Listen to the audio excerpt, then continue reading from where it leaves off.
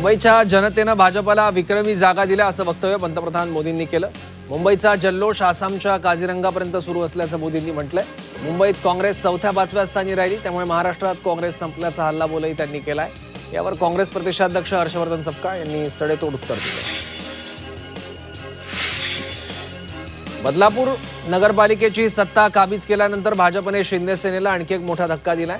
शिंदे सेनेचे उपशहर प्रमुख प्रवीण राऊत यांच्यासह शेकडो शिवसैनिकांनी भाजपमध्ये प्रवेश केला, तर शिवसेनेच्याच नगरसेविका दीपाली लामतुरे यांचे पती गणेश लामतुरे यांनी शिवसेना सोडून भाजपचं कमळ हाती घेतलं, त्यामुळे पालिकेत भाजपची ताकद वाढली आहे। ताज लँड्स एंडमध्ये जेवायला जाणार अशी खोचक प्रतिक्रिया खासदार संजय राऊत यांनी दिली आहे। ज्या ठिकाणी नगरसेवकांना कोंडलं त्याच ठिकाणी जेवायला जाणार असल्याचं राऊत म्हणाले। तर संजय राऊतांनी ताज लँड्स एंड हॉटेलमध्ये जेवायला यावं आणि स्वतःच बिल द्यावं, त्यांनी स्वतःच द्यावं अशी प्रतिक्रिया पाणी पुरवठा मंत्री गुलाबराव पाटील यांनी दिली आहे।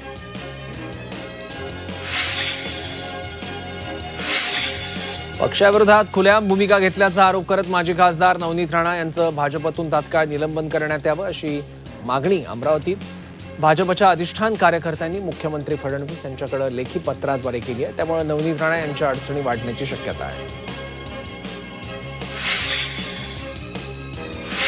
मंत्री संजय शिरसाट यांची मुलगी आणि नवनिर्वाचित नगरसेविका हर्षदा शिरसाट अडचणीत सापडल्यात। विजय मिरवणुकीत तलवार नाचवल्यानं त्या अडचणीत आल्यात। तलवार फिरवतानाचा त्यांचा एक व्हिडिओ सोशल मीडियावर तुफान व्हायरल झालाय, त्यामुळे राजकीय वर्तुळात मोठी खळबळ उडाली आहे।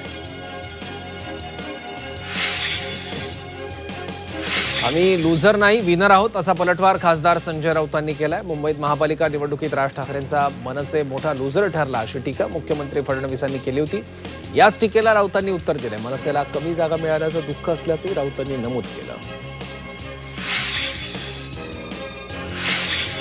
माजी उपमुख्यमंत्री विजयसिंह मोहिते पाटील आणि भाजपचे आमदार रणजितसिंह मोहिते पाटलांनी मुख्यमंत्री देवेंद्र फडणवीसांची भेट घेतली। राज्यातील महापालिका निवडणुका निकालात भाजपने बाजी मारल्यानंतर मुख्यमंत्र्यांचं अभिनंदन करण्यासाठी मुंबईत ही भेट घेतली।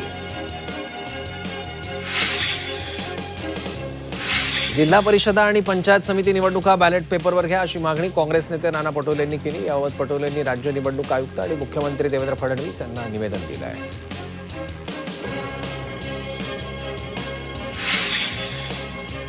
मुख्यमंत्री देवेंद्र फडणवीस दावोस दौऱ्यावर जातात, पण राज्यात गुंतवणूक दिसत नसल्याची टीका शिवसेना उद्धव बाळासाहेब ठाकरे पक्षाचे खासदार संजय राऊतांनी केली।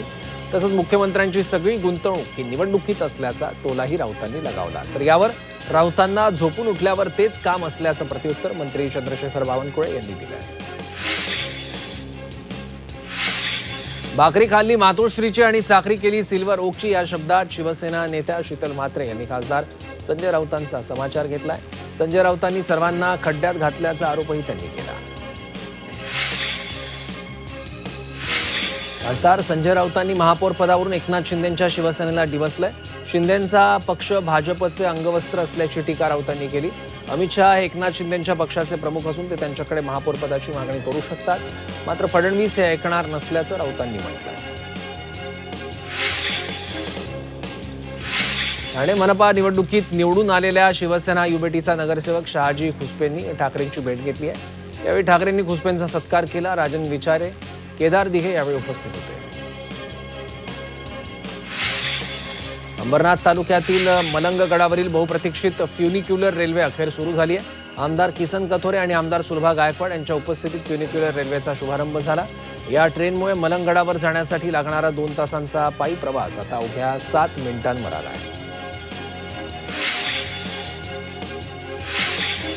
राजकीय पक्षांना महापौर पदासाठी आणखी 15 दिवसांची प्रतीक्षा करावी लागणार आहे। महापौर पदाची आरक्षण सोडत अजून प्रलंबित असल्यानं वाट पाहण्याशिवाय पर्याय नाही। येत्या 3-4 दिवसात नगरविकास विभाग महापौर पदासाठीचे आरक्षण सोडत काढली जाईल। मुंबई महापालिकेतील पराभवाची जबाबदारी स्वीकारत मुंबई अध्यक्षा वर्षा गायकवाड यांनी राजीनामा द्यावा अशी मागणी करणाऱ्या भाई जगतापांना पक्षानं कारणे दाखवत नोटीस बजावली आहे। तसंच त्यांना 7 दिवसात खुलासा करण्याचे आदेश दिले आहेत। त्यामुळे निवडणुकीनंतर काँग्रेसमधील अंतर्गत वाद चव्हाट्यावर आले असल्याची चर्चा आहे।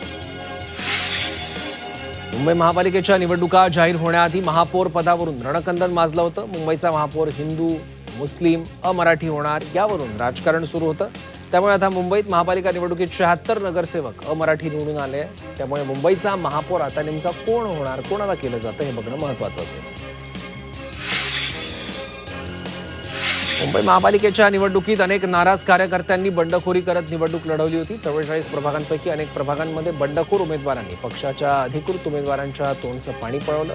काही प्रभागांमध्ये तर बंडखोर उमेदवारांना मिळालेल्या मतांमुळे अधिकृत उमेदवारांचा पराभव सुद्धा झाला.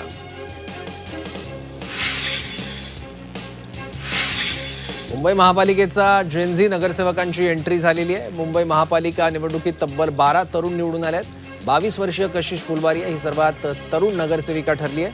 कशिशचा अन्य जेनझी तरुण महापालिकेत तरुणाईचा आवाज बनणार आहे.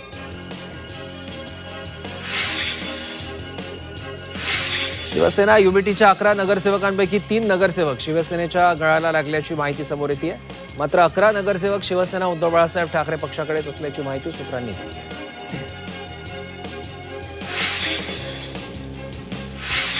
नवी मुंबईच्या कोपरखैरण्यातील एका युवकाने त्यांच्या सोसायटीच्या ग्रुपवर राज ठाकरेबद्दल आक्षेपार्ह मेसेज व्हायरल केला होता.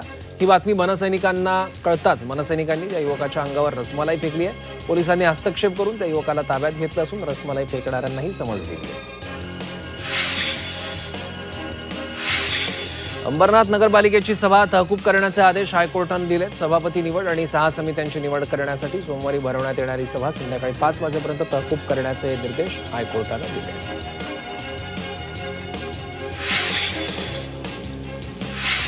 भिवंडीत भाजपच्या विजयी उमेदवारांची रॅली काढण्यात आली आहे. महानगरपालिकेतील विजयाचा जल्लोष साजरा करण्यासाठी विजयी रॅलीचं आयोजन केलं होतं.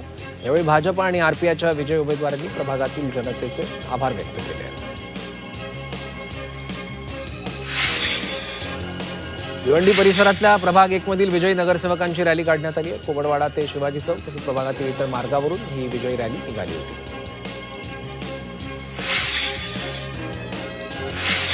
ऑस्कर विजेते सुप्रसिद्ध संगीतकार आणि गायक ए.आर. रहमान यांनी अनेकदा धार्मिक विधानं केली आहेत. आता पुन्हा एकदा ए.आर. रहमान चर्चेत आले आहेत. गेल्या 8 वर्षात बॉलिवूडमध्ये काम मिळत नसल्याचं रहमान यांनी म्हटलंय. यामागे जातीय किंवा धार्मिक कारण असू शकतं अशी शंकाही त्यांनी व्यक्त केली आहे. महाराष्ट्र राज्य महसूल कर्मचारी संघटनेची निवडणूक पार पडली आहे. यावेळी नव्या कार्यकारिणीची घोषणा करण्यात आली. निमिष गेडाम भंडाऱ्याचे नवे जिल्हाध्यक्ष आहेत. संघटनेचा कारभार निष्पक्षपणे पार पाडण्याचा शब्द नव्या अध्यक्षांनी दिला. कल्याणच्या ठाकुर्ली ते चोळेगाव परिसरात राष्ट्रसेविका समितीचे द्विधारा सघोष पथसंचलन झालं होतं.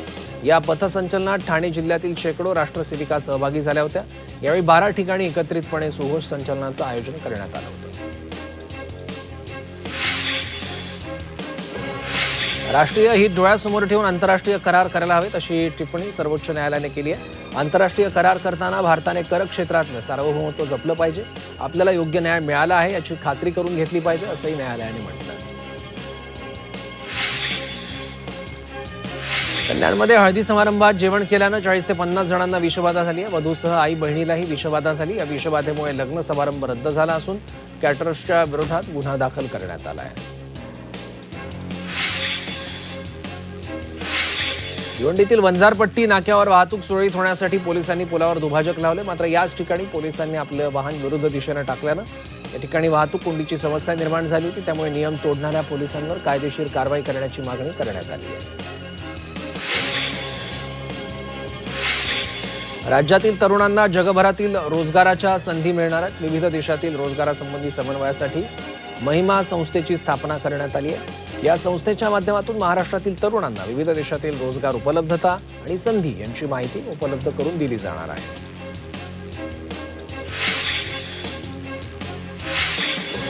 एकविसावी टाटा मुंबई आंतरराष्ट्रीय मॅरेथॉनचा आज मुंबईत जल्लोषात पार पडली. 42 किलोमीटरच्या पूर्ण मॅरेथॉनमध्ये परदेशी धावपटूंची सरशी पाहायला मिळाली.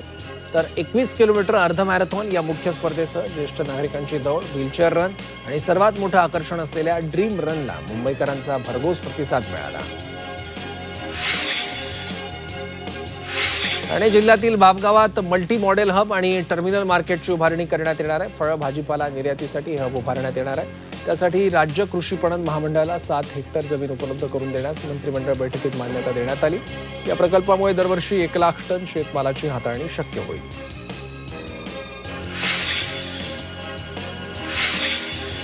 भिवंडीतील शहापुरात प्रवाहित विद्युत वाहिनीवर झाड कोसळलं. यामुळे विद्युत पोल वाकले आणि विद्युत वाहिन्या लोंबकळल्या. सुदैवाने यात कोणतीही जीवितहानी झालेली नाही.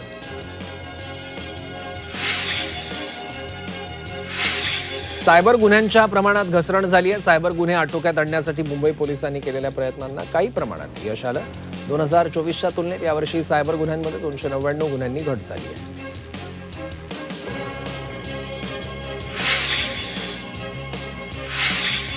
मुंबई भाजपचे माजी प्रदेशाध्यक्ष आणि मुंबईतील उत्तर भारतीयांचे नेते अशी ओळख असणारे ज्येष्ठ नेते राज के पुरोहित यांचं निधन झालंय. राज पुरोहित 71 वर्षांचे होते. मुंबईतील खासगी रुग्णालयात त्यांनी अखेरचा श्वास घेतला.